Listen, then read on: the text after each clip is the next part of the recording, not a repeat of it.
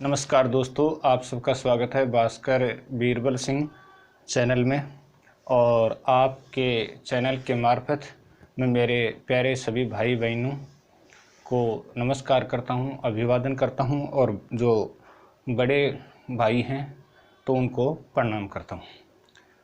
दोस्तों, ये आपका अपना चैनल है, आपके स्नेह से ही चल रहा है और लगातार इस पर हिंदी साहित्य के प्रश्न हैं वो अपलोड हो रहे हैं और आपके कमेंट हैं वो बहुत सहारा दे रहे हैं, मनोबल को बढ़ा रहे हैं, और आपका सहयोग है वो वरदान के स्वरूप बन रहा है इस चैनल के लिए। तो चलिए दोस्तों, चलते हैं अपने प्रश्नों की तरफ। हिंदी के रासो काव्य में सबसे प्रसिद्ध रासो काव्य कौन सा है?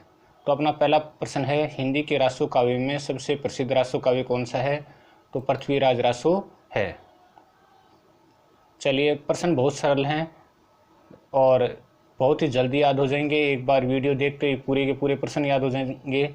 चंद्रवरदाई का जन्म कब हुआ था? चंद्रवरदाई का जन्म 1168 में हुआ था।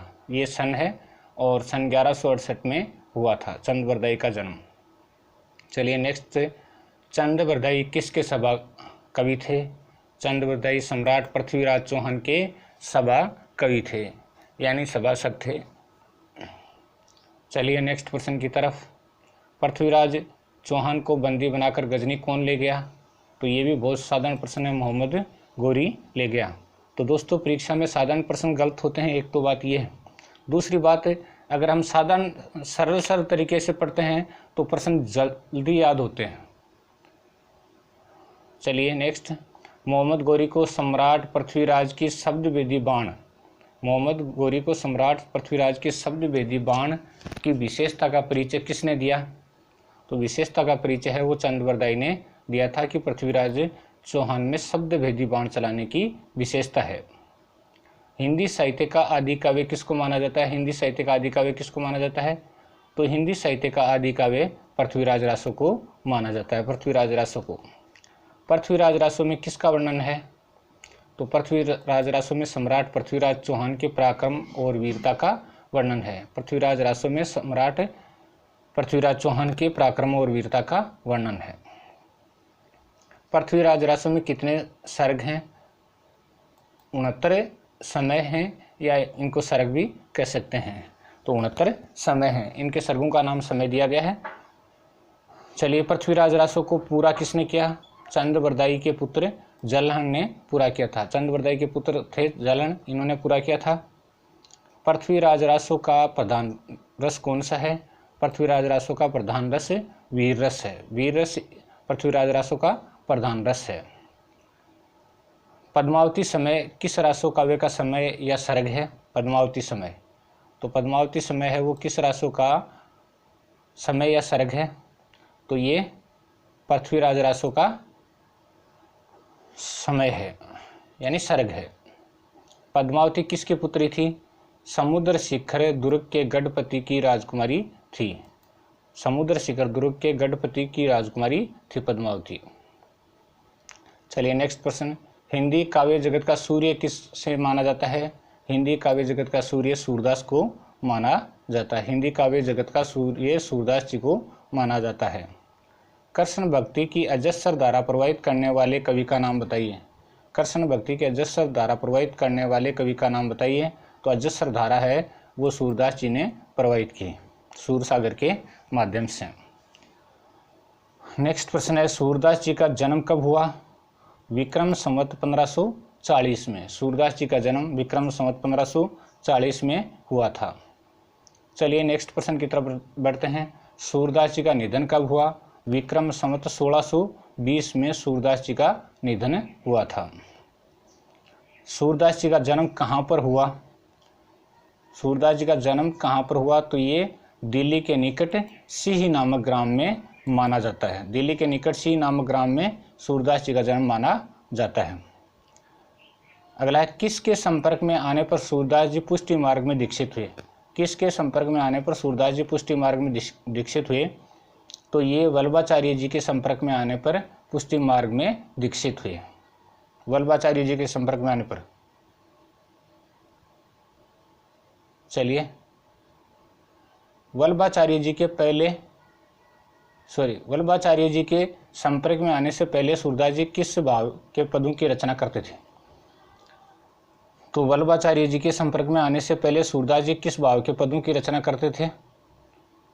तो इसका उत्तर है दास्य एवं दैन्य भाव के पदों की रचना करते थे। दास्य एवं दैन्य भाव के पदों की रचना क्या करते थे सूरदास जी? पुष्टि मार्ग को जहाज जात है जाय कछु लेनो होय सो लेऊ।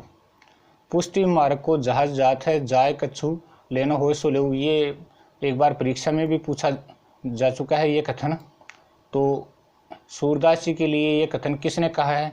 तो ये कथन गोस्वामी विठलनाथ जी ने कहा है। गोस्वामी विठलनाथ जी ने कहा कि पुष्टि मार्ग का जहाज जा रहा है, जिसको लेना है वो उछले ले। सूरदास जी किस भक्ति शाखा के कवि थे? तो भक्ति काल की सगुण भक्ति शाखा के कवि थे। भक्ति काल के सगुण भक्ति धारा शाखा के कवि थे। चलिए नेक्स्ट क्वेश्चन की तरफ बढ़ते हैं। सूर सागर किसकी रचना है? तो सूर सागर बहुत ही साधारण प्रश्न है, सूरदास जी की रचना है। साहित्य लहरी किसकी रचना है? साहित्य लहरी भी सूरदास जी की रचना है। सूरदास जी की रचना का नाम है साहित्य लहरी। नेक्स्ट प्रश्न है, सूर सारावली किसकी रचना है? सूर सारावली सूरदास जी की रचना है। सूर सारावली भी किसकी रचना है? सूरदास जी की रचना का नाम है सूर सारावली। सूरदास जी किस रस के सम्राट माने जाते हैं? सूरदास जी किस रस के सम्राट माने जाते हैं? तो सूरदास जी वत्सल रस के सम्राट माने जाते हैं। वत्सल रस के सम्राट माने जाते हैं सूरदास जी। चलिए, सूरदास की काव्य भाषा कौन सी है? ब्रज भाषा है। सूरदास की काव्य भाषा है वो ब्रज भाषा है। सूरदास की किस रचना में दृष्टिकूट पद हैं? सूर सारावली में दृष्टिकूट पद हैं। सूरदास जी की किस रचना में दृष्टिकूट पद हैं? तो सूर सारावली में दृष्टिकूट पद हैं। चलिए, सूरदास जी की सबसे ज़्यादा प्रसिद्ध और प्रामाणिक रचना कौन सी है? सूरदास जी की सबसे ज़्यादा प्रसिद्ध और प्रामाणिक रचना कौन सी है? तो प्रामाणिक रचना है वो सूर सागर है। सूर सागर को सबसे ज़्यादा प्रसिद्धि मिली थी।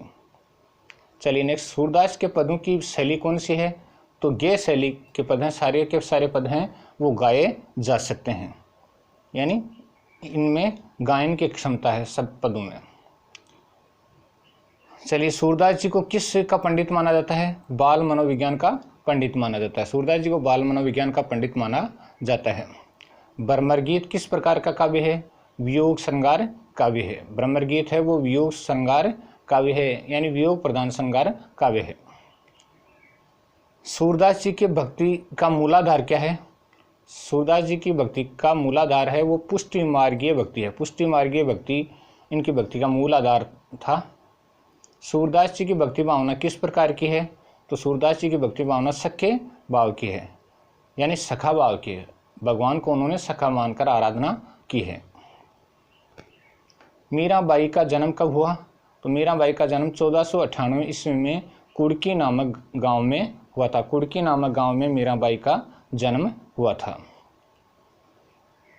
चलिए नेक्स्ट प्रश्न, बचपन से ही मीराबाई किसके प्रति अनुराग रखती थी? कृष्ण के प्रति अनुराग रखती थी। बचपन से ही मीराबाई किसके प्रति अनुराग रखती थी? कृष्ण के प्रति अनुराग रखती थी। मीराबाई कहाँ पर कृष्ण की मूर्ति में विलीन हो गई? तो वृंदावन या द्वारका में कृष्ण की मूर्ति में विलीन हो गई थी। चलिए, नरसिंह जी का मायरा की रचना किसने की?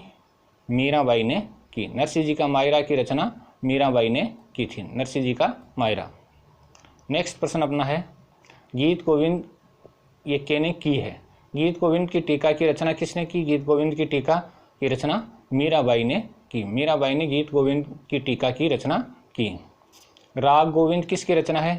राग गोविंद, तो राग गोविंद है वो मीराबाई की रचना है। मीराबाई की रचना का नाम है राग गोविंद। चलिए नेक्स्ट प्रश्न, राग सोरठ किसकी रचना है? राग सोरठ है वो भी मीराबाई की रचना है। तो राग सोरठ मीराबाई की रचना है। चलिए नेक्स्ट प्रश्न की तरफ बढ़ते हैं। मीराबाई के पदों की भाषा है, तो पदों की भाषा राजस्थानी मिश्रित ब्रज भाषा है। मीराबाई के पदों की जो भाषा है वो राजस्थानी मिश्रित ब्रज भाषा है। मीराबाई की भक्ति किस प्रकार की है? तो मीराबाई की भक्ति है वो कई बार परीक्षाओं में पूछी जाती है। तो ये माधुर्य भाव की भक्ति है, माधुर्य भाव की भक्ति को इन्होंने अपनाया है। चलिए, मीरा के पदों में कौन कौन से काव्य गुण विद्यमान हैं? मीरा के पदों में कौन कौन से काव्य गुण विद्यमान हैं? तो प्रसाद और माधुर्य गुण विद्यमान है, प्रसाद और माधुर्य गुण विद्यमान है। नेक्स्ट प्रश्न है, मीराबाई के पदों की प्रमुख विशेषता है श्री कृष्ण के प्रति वीर्य व्याकुलता का वर्णन। श्री कृष्ण के प्रति वीर्य व्याकुलता का वर्णन मीराबाई के पदों की प्रमुख विशेषता है। भूषण किस रस के कवि माने जाते हैं? तो भूषण है वो वीर रस के कवि माने जाते हैं, भूषण वीर रस के कवि माने जाते हैं। भूषण का जन्म कहाँ पर हुआ? तो भूषण का जन्म कहाँ पर हुआ? तो कानपुर जिले के तिकवापुर गांव में भूषण का जन्म हुआ था। कानपुर जिले के तिकवापुर गांव में भूषण का जन्म हुआ था। भूषण का जन्म कब हुआ? 1613 में, सन 1613 में भूषण का जन्म हुआ था।